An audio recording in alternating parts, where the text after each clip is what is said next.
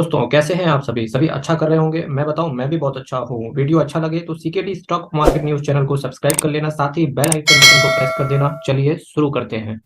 Friends, generally ऐसा नहीं देखा जाता है कि कोई अगर कंपनी इंफ्रास्ट्रक्चर सेक्टर से बिलोंग करती है और उसका return on capital employed, return on equity 20% से ऊपर हो, चाहे वो लार्सन एंड टुब्रो हो या कोई भी इंफ्रास्ट्रक्चर ऐसी कंपनी हो जिसका रिटर्न और कैपिटल एम्प्लॉयड और रिटर्न ऑन इक्विटी इतना हाई रहा हो।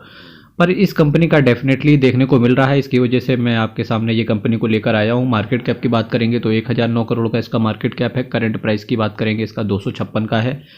हाई कंपनी ने 274 का लगाया, लो कंपनी ने 118 का लगाया। स्टॉक का पीई देखो 17.60 का है। बुक वैल्यू की बात करेंगे तो 55 रुपये की बुक वैल्यू है। डिविडेंड यील्ड की बात करेंगे तो 0.49% का डिविडेंड यील्ड है। Return on capital employ, return on equity की बात करेंगे तो 35.30% एंड रिटर्न ऑन इक्विटी देखिए आप 26.30%। फेस वैल्यू कंपनी का 5 रुपये का चल रहा है, तो डेफिनेटली आने वाले समय में आपको एक स्प्लिट देखने को और मिल सकता है। लिखिता इंफ्रास्ट्रक्चर की मैं बात कर रहा था, is in the business of laying gas supply pipeline and irrigation canals, building bridges over the canals and related maintenance work. ये कुछ इसका कंपनी का काम है। फिलहाल मैं फंडामेंटल्स की बात करूंगा।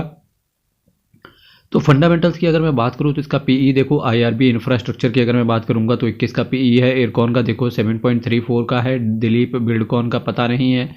विंध्या टेलीलिंक, जय Kumar infra and AGI infra का 12 है। लिखिता का 17 का पीई चल रहा है। अगर मैं इसके सेल्स की बात करूंगा तो सेल्स और एक्सपेंस देखो, अगर कंपनी के मैं सेल की बात करूं तो दिसंबर 2022 तक का अभी रिजल्ट्स मेरे पास पड़ा हुआ है। 80, 81 और 91 करोड़ का इसका सेल है, जो कि इंक्रीमेंट होते हुए चलते हुए देखने को मिल रहा है। एक्सपेंस की बात करेंगे तो 62, 63 और 71 करोड़ का इनका एक्सपेंडिचर चल रहा है। मटेरियल कॉस्ट की बात करेंगे तो 11.21% के हिसाब से मटेरियल कॉस्ट पड़ती है। एम्प्लॉय कॉस्ट देखो 8.67% के हिसाब से कंपनी की एम्प्लॉय कॉस्ट। दैट मीन्स की कंपनी को मार्जिन अच्छे पड़ते होंगे। यही रीज़न है कि इन्वेस्टर्स को भर भर के, कटोरा भर भर के इन्वेस्टर्स को रिटर्न इस शेयर ने डिलीवर करके दिया है। नेट प्रॉफिट की बात करेंगे 14 एंड 15 करोड़ का नेट प्रॉफिट आया, जिसमें से ईपीएस देखिए, ईपीएस इन लाइन रहा है, ना ज़्यादा बढ़ते हुए देखने को मिल रहा है ना ज़्यादा घटते हुए। 3 रुपए के आसपास ही ईपीएस रहा है। 3.52, 3.65 एंड 3.93। ठीक है, होप्स हो कि 4 की कैटेगरी में इसको जाए। ठीक है, इसके साथ साथ चलिए कुछ और चीज़ों की अगर हम बात करें, इससे पहले मैं शेयर कैपिटल की बात करना चाहूँगा आपके सामने। सितंबर 2022 तक का देखो शेयर कैपिटल 20-20-20 मेंटेन है, बिल्कुल 20 करोड़ का share capital. Reserve and surplus देखो, सबसे पहले 55 करोड़ का था, फिर 134 करोड़ का, 172 करोड़ का और 199 करोड़ का। जिसमें से बोरविंग्स देखो, कंपनी ऑलमोस्ट डेट फ्री है, ऑलमोस्ट नहीं बिल्कुल डेट फ्री कंपनी है। अदर लाइबिलिटीज 19 करोड़ का पड़ा हुआ है, जिसका आसानी से पेमेंट हो सकता है। कैश फ्लो की अगर मैं बात करूंगा तो मार्च 2021 देखो, चाहे मार्च 2022 देख लो, 4 करोड़ का था, इसके बाद 5 करोड़ का था। कैश फ्लो भी पॉजिटिव कैश फ्लो है, जो कि अच्छी चीज़ है।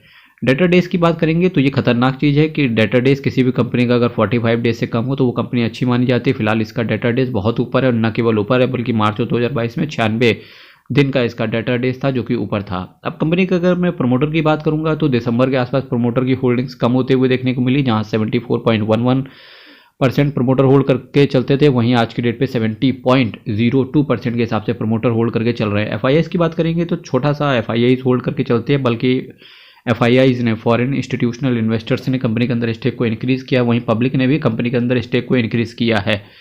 तो ये सारा चीज़ रहा आज मेरा लिखिता इंफ्रास्ट्रक्चर से रिलेटेड। अगर मैं कंपनी की बात करूं तो एक अच्छी कंपनी है। फिलहाल आपको डायरेक्टली ऐसी कंपनी में जंप नहीं करना चाहिए, क्योंकि इस कंपनी ने 2022 में इन्वेस्टर्स को बहुत ज़्यादा रिटर्न डिलीवर करके दिया है।